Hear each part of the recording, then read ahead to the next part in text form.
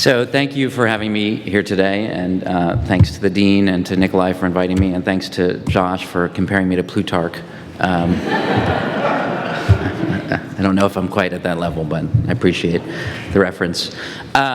So, as Josh said, I'm going to be talking a little bit, I'm not going to be talking so much about the book today as about, I think, some of the things that I kind of thought about while I was writing the book and applying them to the present situation. Of course, when we get to the Q&A, you're welcome to ask me about the book or ask me about anything. But when I was invited to speak here, I really thought hard about how some of the things that I wrote about in the book might be relevant to today. And there's some obvious answers. There's a lot of political shifts going on right now. There's a lot of intensity on the left. There's a lot of intensity on the right. I'm sure if we could see inside the minds of people across the country, we would see a lot of people moving in both directions in response to some of the things that are going on. The topic that I wanted to talk to you about, and I'll go into it in a second, is primarily race. And there's a few reasons for that. One is it's something that's going on right now, but another one is that in two of the chapters, two of the people I wrote about in particular, race played a kind of central role in the shift, in their shift from the left to the right. So the stories of David Horowitz and Norman Podhoretz would be impossible to tell without talking about black and white and how those things play out on the left and right and how they play out in the individual psyche. So that's kind of the background for what I'm going to talk about. And before I go into it, I just kind of want to put my cards on the table in a little bit to this extent, which is I was raised on the left. I remain on the left. The book, in a lot of respects, is me sort of not trying to make a case for the left, but almost trying to make a case against the left. And it comes out of my own experience kind of wrestling with these issues as a child of the left. And so this is speaking in a way to the left, which I think is making some mistakes right now in terms of how it talks about race in ways that I suspect are unnecessarily driving people away from our position. So it's speaking to the left in a way, but I think you could flip it, because I don't assume everybody here in the audience is coming from the same political perspective I am. I think you could flip it in a way and make not the same case, but a kind of inverse of the case to the right. So I hope to the people who are not coming from the same political perspective that I am, that you can hear in it as well a sort of challenge to your own perspective. And the final thing I'll say is you are welcome to be provocative in the Q&A section and to challenge me. I always strive to be provocative, and I almost always fail. There's something in my temperament that drives me to try and reconcile and find a way around exactly the way of saying it that will anger people, and say it in a way that it just kind of seeps in a nice, smooth way. But maybe I'll succeed today. We'll see. So I'm going to start. I'm going to start this part of it. In the early months of 2006, a man named Tim Lensmeyer did something fairly typical for a left-wing academic who writes about race. He went out into the field, in this case to the rural Wisconsin town where he grew up, and he interviewed a bunch of regular white folks on their feelings about race. What was unusual about what Lensmeyer did, and one reason why his findings are so essential, is that he didn't assume in advance that the interesting questions to answer would be about the degree and nature of his subjects' racism. Not that he doubted it was there, the racism, in the psyches of many of his subjects, and pervading the systems of privilege and power through which they moved and lived. He was, after all, a left-wing academic. His dissent was from the idea, which is so current among his fellow whiteness researchers and theorists, that was all there was when it came to white people and their experience of race. That most white people are, as he said, simply the smooth embodiment of racism and white privilege. Also, and maybe as important, he dissented from the idea that white racism, when present, is as simple and smooth a thing as many of his anti-racist colleagues seem to believe. He suspected there was more, and he wanted to approach his subjects in a way that might elicit more complexity. So he didn't confront them with the kinds of hyper-politicized topics that come pre-soaked in racial signaling and symbolism, and therefore tend to elicit defensiveness and excessive caution. He started much softer. He asked them about their childhoods and their families. He asked them about their friends and colleagues. He asked how race played out in ways specific to their lives and to their local communities. Lensmeyer, who's now an associate professor of education at the University of Minnesota, did 22 of these in-depth interviews. In each one, he did his best, like a good therapist or journalist, to empathetically follow his subjects where they led, but also to intercede at strategic moments with a question or a challenge or a reframing. In this way, he elicited both the stories as his subjects told them to themselves, but also the hidden patterns that could emerge only under thoughtfully applied pressure. The discovery process was helped by the fact that he knew intimately their rural Wisconsin world. It was where his own whiteness took form. It was where he grew up. Over the past decade, he's been slowly, steadily mining these interviews for articles and book chapters, and he's been evolving as he goes, an increasingly clear and rich vision of how white Americans experience race. This summer, he'll finally publish his book based on the research, White Folks, Race and Identity in Rural America, and the world will get its fullest articulation of that vision. I expect it to be excellent. Lensmeyer is a lucid and compelling writer, and he has that rare capacity to render obvious, simple truths that we've somehow known for a long time but never been able to articulate. Unless something unexpected happens, though, you won't read White Folks or even hear about it. It will be reviewed in a few academic journals. That's my son. He doesn't agree with everything that I say. He's not that interested in my thoughts on race. It will be reviewed in a few academic journals, studied closely by a few white, curious academics, and otherwise suffer the fate of most academic books, to sit quietly for decades in the stacks at the university library, accumulating dust, waiting and hoping for some student or scholar to happen upon it and be struck by what lies within. Lensmeyer himself, we can imagine, will go about his life of research, writing, and teaching in continued obscurity. And there's nothing tragic about that fate for Lensmeyer's book. He has a good job at a Tier 1 university. He and his wife, also an academic, have cultivated a small community of colleagues who share their dissident perspective on whiteness. And publishing a book at all really is a good deal. Most people on the planet don't get to do it. Respectable obscurity isn't a tragedy for an academic, it's the job description. No offense to any academics in the room. The tragedy, if Lensmeyer and his message remain obscure, would be for the rest of us, mired as we are in a racial discourse that with every passing year seems to become more zero-sum, more polarized, and more toxic to our collective hopes for a just, flourishing, multiracial democracy. Because what he has to say to all of us, on the right and left, black and white and brown, red and yellow, is that it doesn't have to be this way. In the complexity and ambivalence of white identity, there is hope for us if we can see it and seize it. I think he's right, but to understand why, you have to go back to where he started, with the white folks, and particular to a man named Frank, a white high school teacher in his 40s. Lensmeyer interviewed Frank twice for a total of about 4 hours. What emerged from these interviews was a picture of a man torn in his soul over issues of race. The conflict went back to Frank's earliest years and to his efforts to make sense of how his father and his Uncle Norman talked about the Ojibwe Indians in the area, and in particular how their talk squared, or rather didn't square, with their own ways of being and behaving. The Ojibwe were resented by many whites in the area for the exemption they were granted as natives from local fishing regulations. Uncle Norman, in particular, found the disparate treatment infuriating. "Oh, the Indians are stealing," Frank remembers him saying. "They're drunks. All they're doing is drunken spearfishing, not doing anything sporting, and it's a bunch of shit. Their culture, they're not the same ones that were here 200 years ago. They should do what we have to do." If the memory had simply been that, Frank's racist uncle being a racist uncle, it would have been a familiar and not very interesting story. But even as a boy, Frank had known there was more complexity to it. He'd been with his father and his uncle many times when they'd flagrantly and knowingly broken precisely the rules they were angry at the Ojibwe for not having to follow. They'd overfished or killed deer that were too small. Young Frank had borne confused witness as well to the bogus rationalizations his father and uncle would cook up in case a game official caught them. "We'd be fishing walleye," Frank remembers, "and my dad would catch way over the limit. Well, some of the fish was Mom's. Well, she actually wasn't here catching. Oh, don't worry about it. We'll say she went home early." There was hypocrisy, too, in Uncle Norman's dismissal of the Ojibwe as drunks and layabouts. He was a heavy drinker himself, and just in general a disaster of a human being.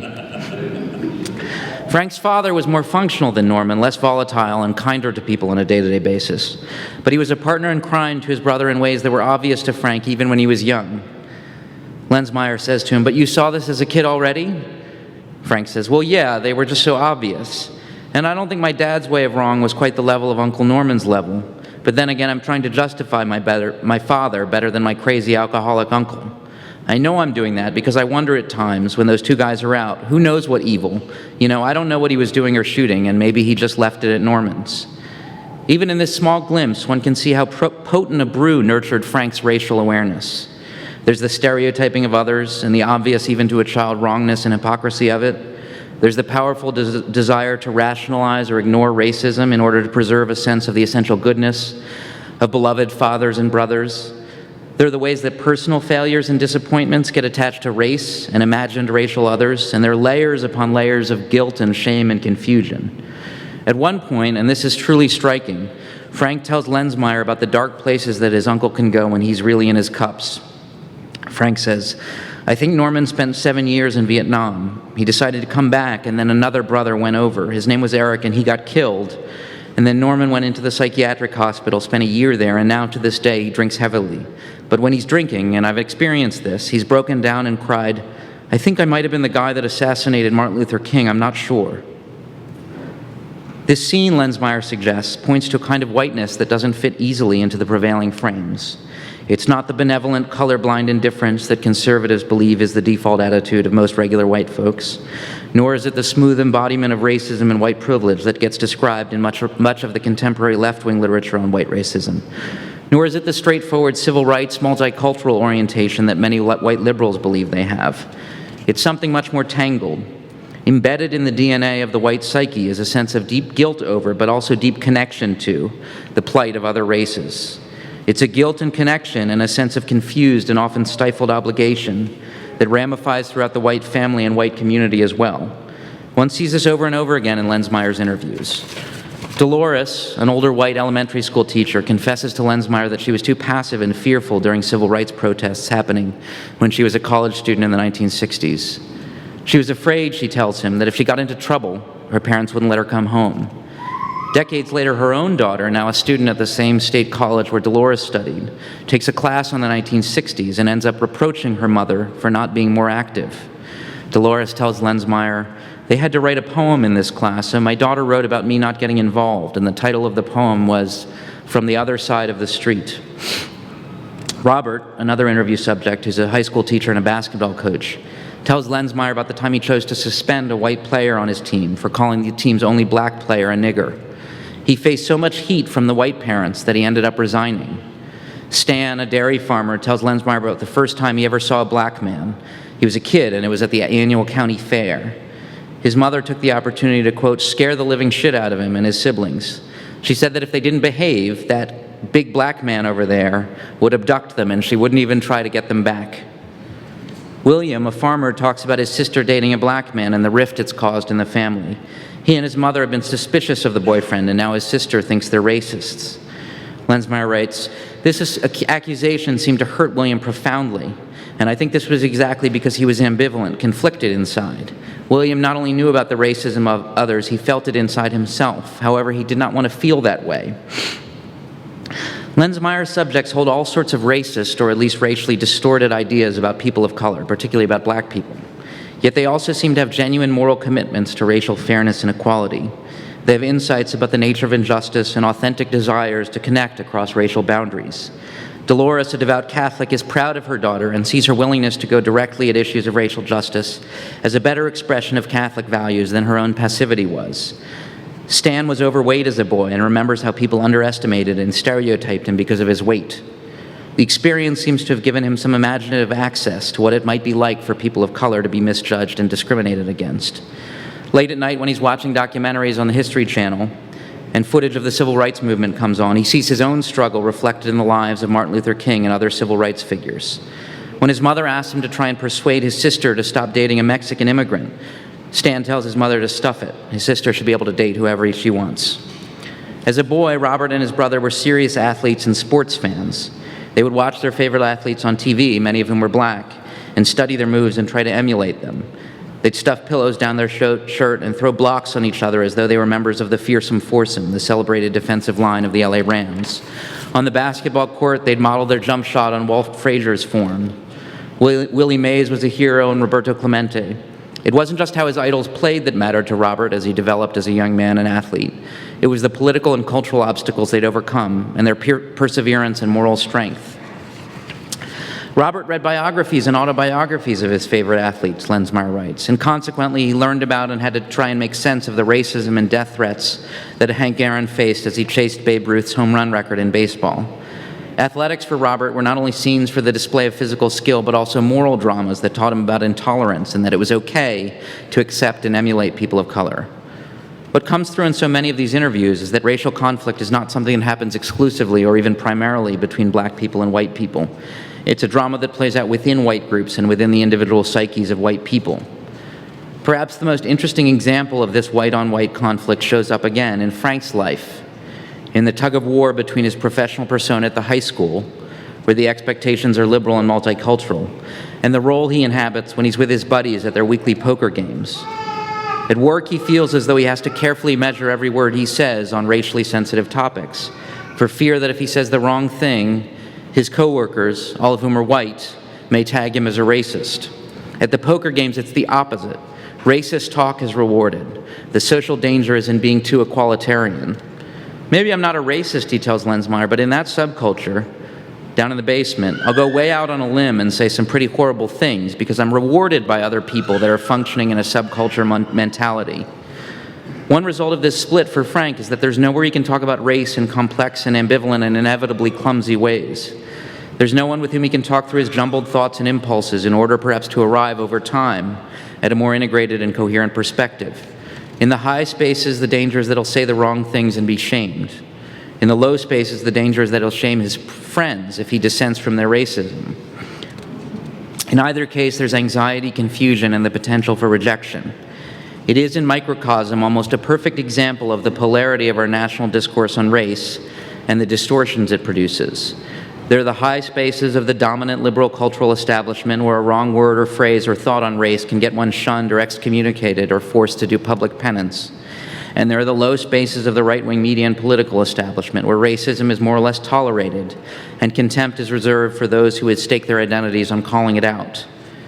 What gets lost in both spaces is how unstable the racial identity and racial politics of many white people is, particularly the racial identity and politics of many of the people who buy into racist ideas and stereotypes.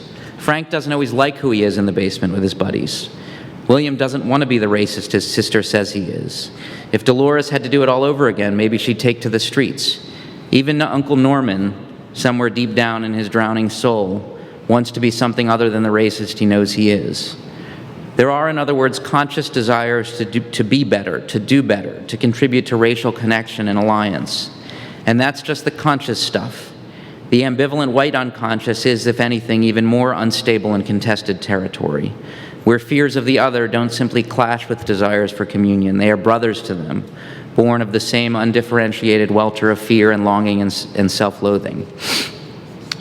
It's understandable in confronting this stew of racial confusion that the left has adopted the strategy it has, which is to erect powerful taboos around racist language and symbols, to shame and punish those who violate the taboos, and to aggressively police the outer boundaries of the taboos so that even accidental and unconscious trespasses are flagged and tagged. It's a way of bringing clarity, bright lines, and hard principles to messiness. It shifts the burden of self-defense from people of color to white people, in a way that's hard not to see as just after so many centuries of white people commanding the moralizing heights. It also happens to work. Racism hasn't gone away, but explicitly racist language is increasingly unacceptable in public discourse. Cultural production is vastly more representative of the multiracial population of America. White people on the whole are more sensitive about how they talk about and represent people of color. And people of color have agency in telling the story of race in America to a degree they never have before. These are good things. They are, in fact, some of the signal moral accomplishments of our present civilization.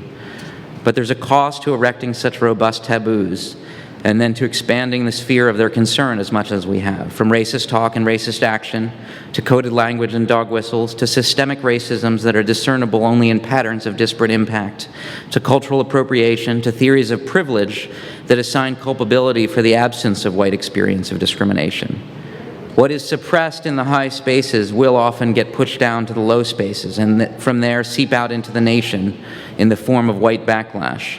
That's a real strategic cost and one we seem to be paying right now.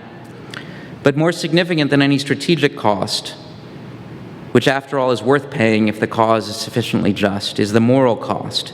It is not okay sometimes to shame people for having racist thoughts, to punish them for an imperfect command of the increasingly Byzantine language of racial enlightenment, and to mark them by virtue of their whiteness as being born with the original sin of privilege. Treating people as the sum of their flaws, as defined by their worst qualities, can do violence to their complexity. It can lack compassion for the challenge of being human, which is to say frail and imperfect and only marginally capable at the best of times of exerting some rational control over our meat bodies and meat brains.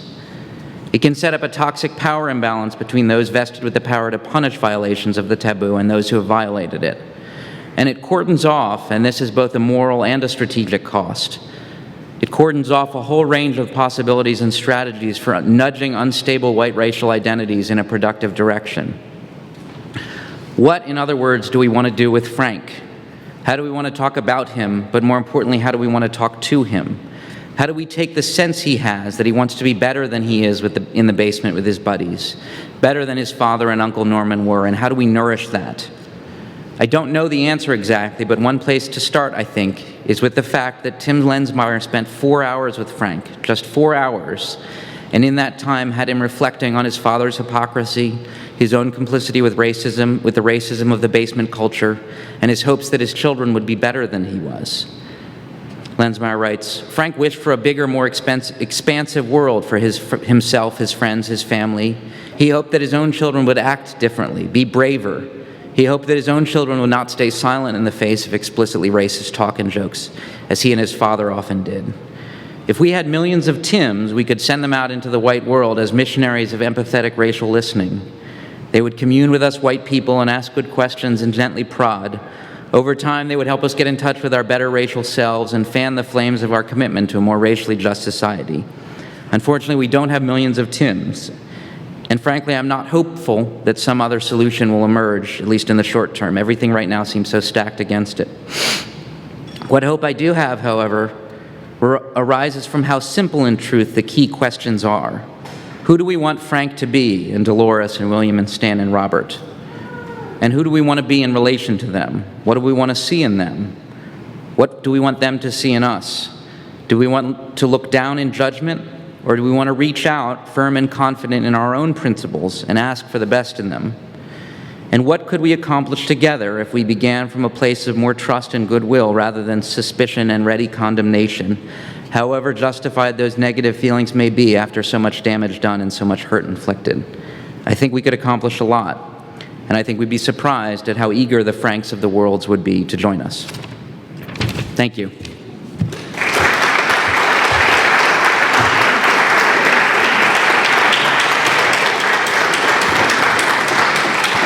Well, certainly Wisconsin had a big role in 2016. There's no doubt about that. And Frank and others probably were right in that mix. Okay, questions? Yes, Leanne, hold on a second. Here comes the microphone.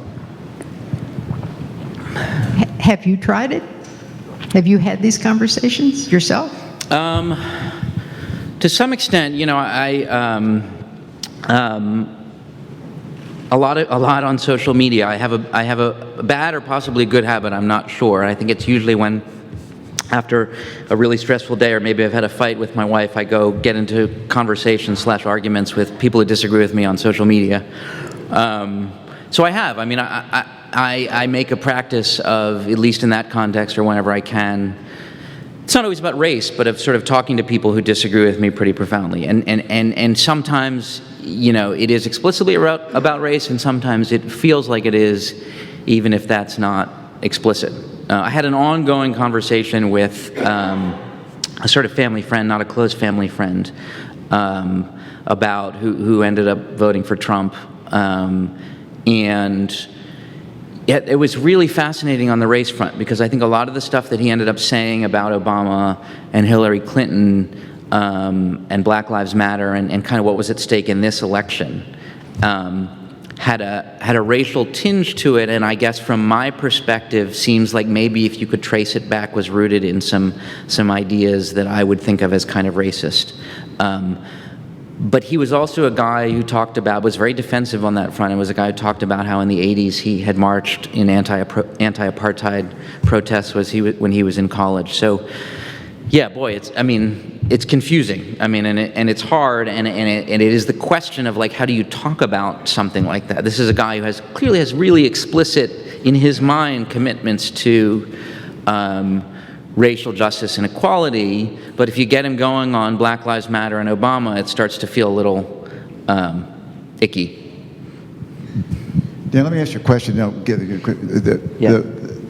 If you look back in history on this issue of politics and race, the champions were people like Republican Winthrop Rockefeller, like Everett Dirksen, and others.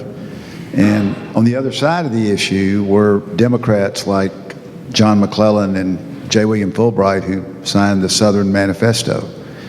So is it party or is it philosophy that is the divisive thing? Because, again, no one was more a champion than Rockefeller. And for all the criticisms people made, it was Eisenhower that sent the troops to Little Rock over a Democratic governor, Faubus. So how do we equate that in this? Boy, it's a big question. It's definitely not party in a kind of timeless and universal way, because you're absolutely right. But it's something. It's identity. It's identity. It's tribe. It's culture in some sense. One of the things I was thinking about, and trying to kind of differentiate in my mind. When I said, like, sometimes there's a strategic cost to be paid and you have to pay that price. I don't know if this is an actual quote or just something apocryphal, but I feel like it's said that LBJ knew, or said something like when he passed the civil rights legislation, Andrew, you probably know this, but like that he just lost the South, right? That he probably lost the South. Well, okay, but that was true. And that was something that had to be done, right? And that was a strategic cost worth paying. And so it's hard to, now it seems like these things, and what's so frustrating about it is these things get so bundled up with the sort of tribe or the side of the culture war that you're on, that people end up absorbing ideas, I think, that they would not necessarily subscribe to if it didn't become attached to the particular identity that feels so central to who they are and who their friends in their community are. And I don't, so when I was saying at the beginning that, like, you could flip this, so this was sort of speaking to the left, but I could have written a different talking to people on the right, which is, from my perspective, do you want to be the home do you want your identity to be bound up with this kind of confused and murky, entangled racial resentment and insecurity? Like, surely there are plenty of people who don't, and don't know what to do about that, and you will hear conservatives talking about how, lamenting that more black voters should affiliate with Republicans, because what have the Democrats I think Trump said something, what have the Democrats done for them, over the last few decades? But that's not, what have you done? What have you done on the right to create a space that is pushing back against this particular strain of kind of racially tinged conservatism? And frankly, we would all be better off, even if it meant, for my side, losing black votes, we would all be better off if the Republican Party saw a real space for themselves to, and it would be different than the left-wing one, but to advocate for and push kind of policies that promoted kind of racial reconciliation. Yes, we have a question back here. Yes. Thank you so much. We had an opportunity to meet earlier. For everyone else, I'm Crystal C. Mercer, and I'm a first-year student here at the Clinton School. I really appreciate your talk about privilege and race, and it's an ongoing conversation we've been having as students. I think it's very, very complex. So my question for you is, how do people who have privilege use that same privilege to begin that complex work of dismantling racism?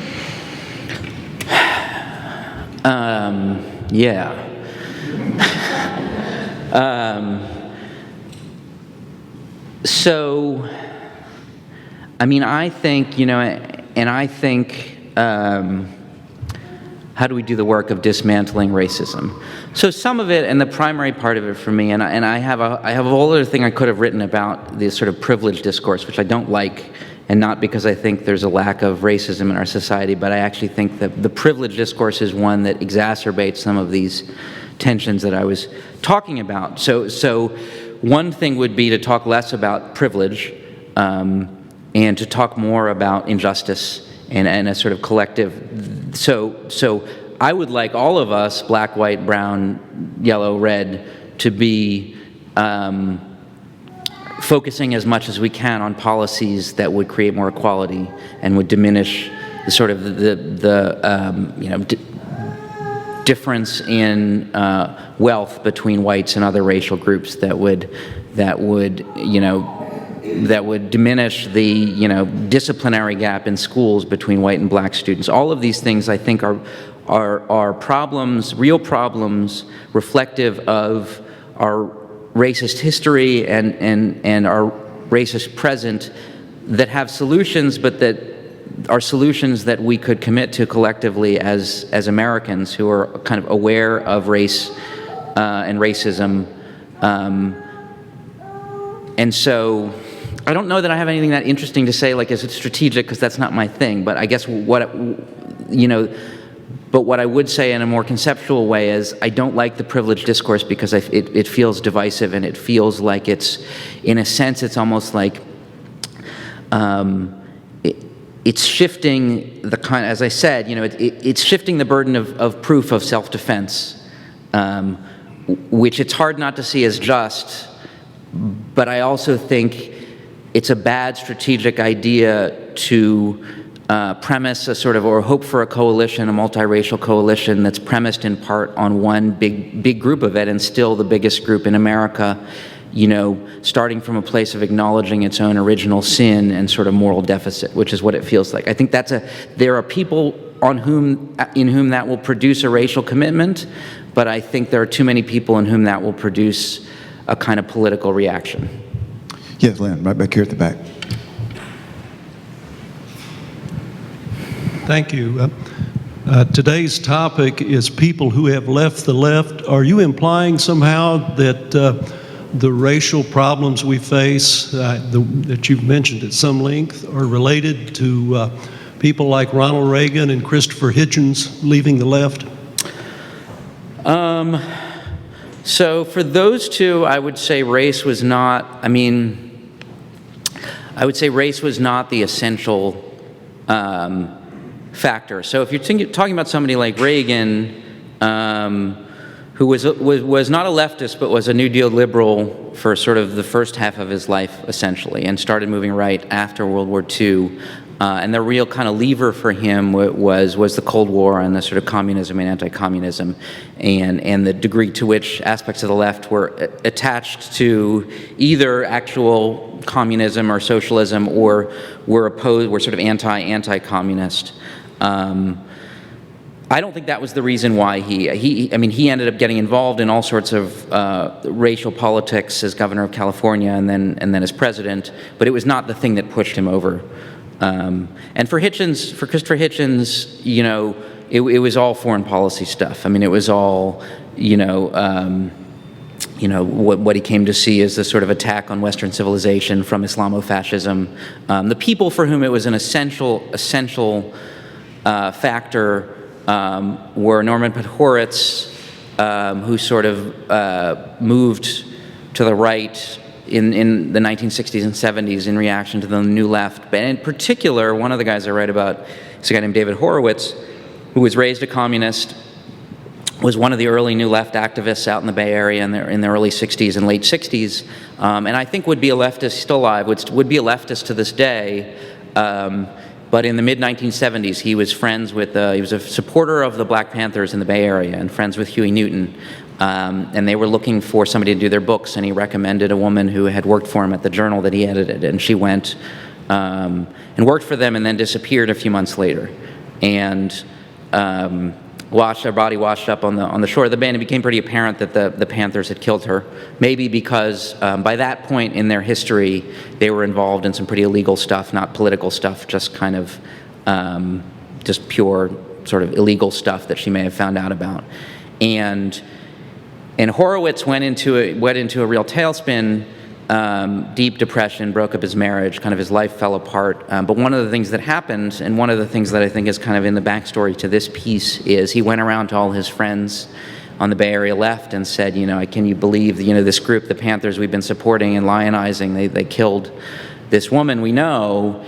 And everybody said, maybe, but don't talk about it. Don't make a big deal about it. The FBI is after the Panthers and the police, and all of which was true, but don't make it. And it persuaded him to a degree far beyond what I think, but it persuaded him that there was a deep, deep sickness in the left when it came to race, and then it produced all these sorts of kind of dysfunctions that prohibited us from seeing the issue clearly. And to this day, he will, you don't need to talk to him for more than 5 minutes, to get him going on that topic and how sick he thinks the left is on race. And I think, if you're just talking about the contemporary scene,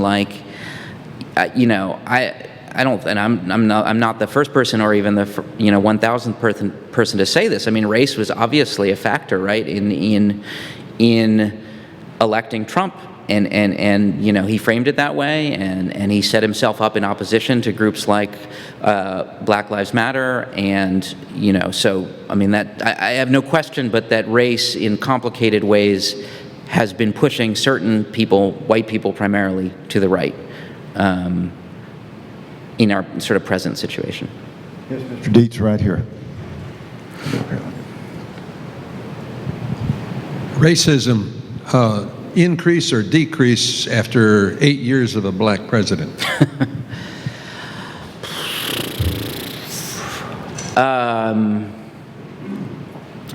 Boy, I think that there's a few different axes on which I'm not going to give you a simple answer to that. I think there's a few different axes on which I think it's profoundly important that we had a black president, and in terms of, when you think particularly about children growing up and black children, white children, Hispanic children, and their sense of, who can achieve the highest levels of American culture, who we can sort of celebrate and lionize, what it means to be black in this country. I can't imagine that hasn't had a profound, having a black president, a black first family, having a White House that's so diverse. I can't imagine that hasn't had a sort of profound and positive effect on people on that axis. I think, so that's one axis. Another one is we are in the midst of this kind of increasing polarization, and one of the things that has happened, which I think is totally toxic, and I put this, I'm talking about the left, but I put this on the right. I just listen to, Fox News or Rush Limbaugh or Sean Hannity or these folks, and it just seems like they're feeding just a kind of racially toxic poison into the ears of their listeners on a regular basis. And so, is that increasing a certain kind of racism? I just think it has to be. I don't think it's the fault of Barack Obama, but I think it may have increased in intensity in reaction to him. So I don't know where we are. I still, in some sense, though I ended this on a kind of pessimistic note, I'm still in some sense a long-term racial optimist. I don't think we'll get to the mountaintop, but or the promised land, I'm sorry. I don't think we'll get to the promised land, but I think things, broadly speaking, are getting better, and I think, in 30 or 40 years, if it all doesn't fall apart, we'll probably be in a better place, and we'll look at the election of Barack Obama as a kind of signal, sort of seminal kind of milestone in that process. Yeah, got a question right here. Yes. It seems to me that the left over the years has gone to a strategy of encouraging victimization. Over the years, there's been an increasing number of groups that identify as victims, to where there's so many of those groups now, they're actually the majority of the population. At the same time, they're saying they're being victimized by the larger society. Do you think that is a healthy, well, I won't use healthy, but a good strategy, and do you think that is part of what we're talking about here today? So I would say first, before answering that, I mean, the answer is like, no, I don't think it's great.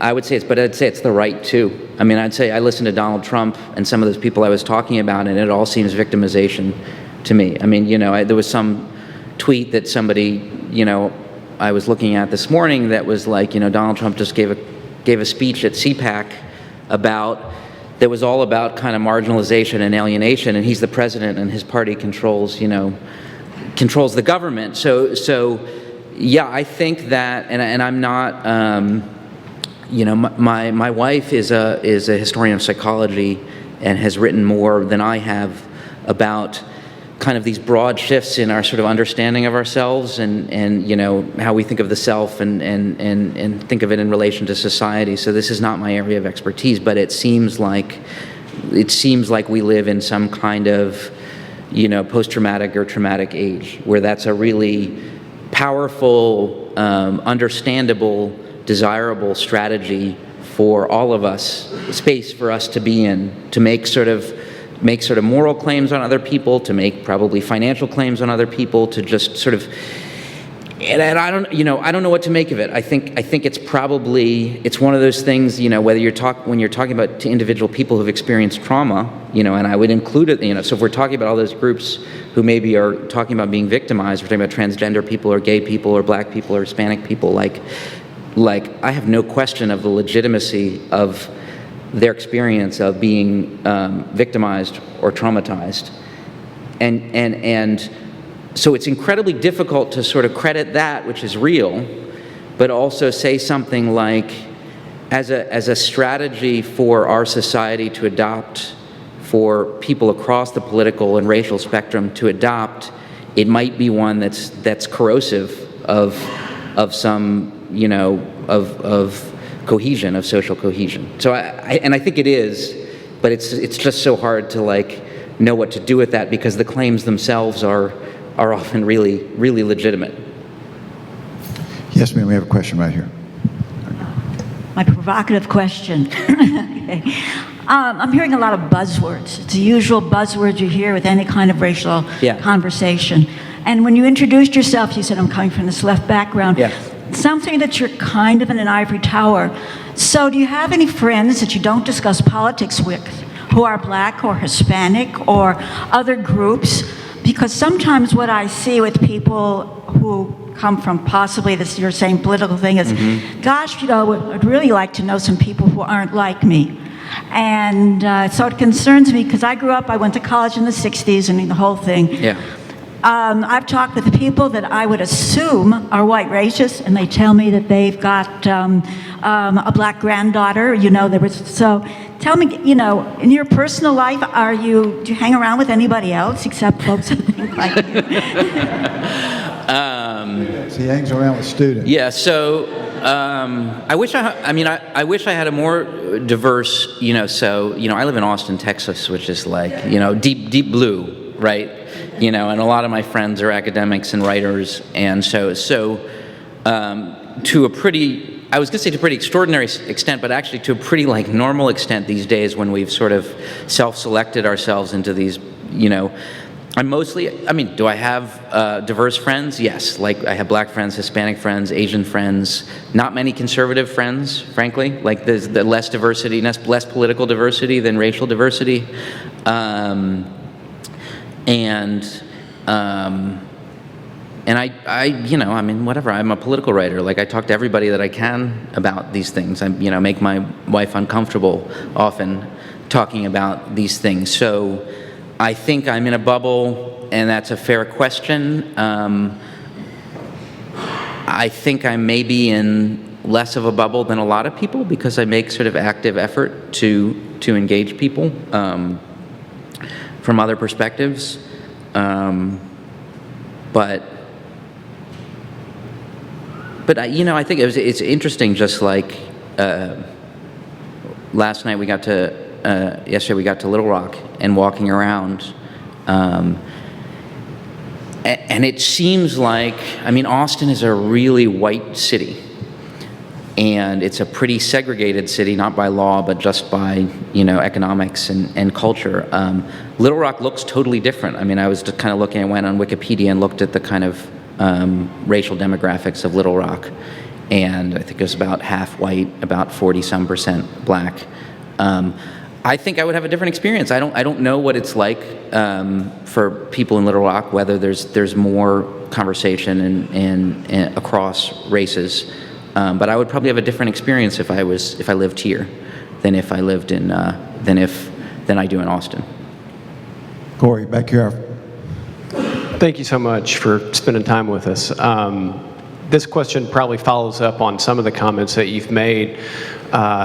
Week ago today, Michael Novak passed away. He was a Catholic philosopher that moved from being a leftist in the 60s to, in the 80s, writing pretty impassioned defenses of capitalism as a driver of morality. Mm-hmm. And I've been thinking about that over the last week or so as an Arkansan who has seen our state move perhaps not so much philosophically from left to right, but certainly from a Democratic state governance to a Republican state governance, and much more Republican orthodoxy changes to the state budget and the overall economic climate. And I was just wondering if you could speak to the view of budgeting and economics intertwined with morality, both from the left and from the right. Okay. Let me see. I'll see if I have anything useful to say on that. Like, I think that, I've read a little bit, but not a lot of the kind of more sort of theological perspective on capitalism as a moral system. I would say I personally am not anti-capitalist. I see it, whoever it was, worst system that was ever invented, aside from every other system. I don't know if that's capitalism or democracy, but saying that worst system that was ever invented aside from every other system.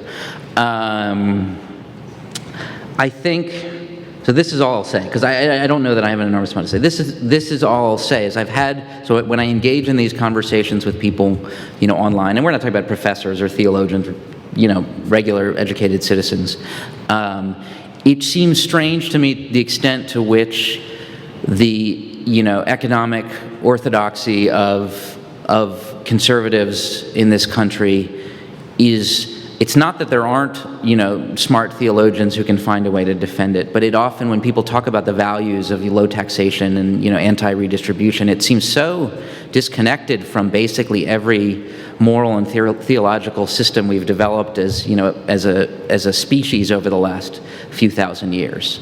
The idea that the sort of individual sort of profit of the profit and success of the individual is that by which we should measure everything. It's not that means we should be against capitalism because it's for greed, but it means that there seems to be missing a real kind of sophisticated moral perspective on capitalism from within the right, which I would love to see. And it's not that there are people out there, intellectuals out there, who will talk about that, but it's not a meaningful part of the kind of conservative policy-making coalition. So I'm not an anti-capitalist, and a lot of people on the left are. A lot of people on the left, I think, have a really linear, it's a system that privileges making money and advancing oneself, and therefore it's greed, and therefore it's immoral. And I don't have that perspective on political systems. I think it's generally a bad idea. If I learned anything from reading about all these people and reading about communism, it's generally a bad idea to think that we can premise a political or an economic system on a kind of bright line moralism like that. Well, let's thank Dan for being here. This is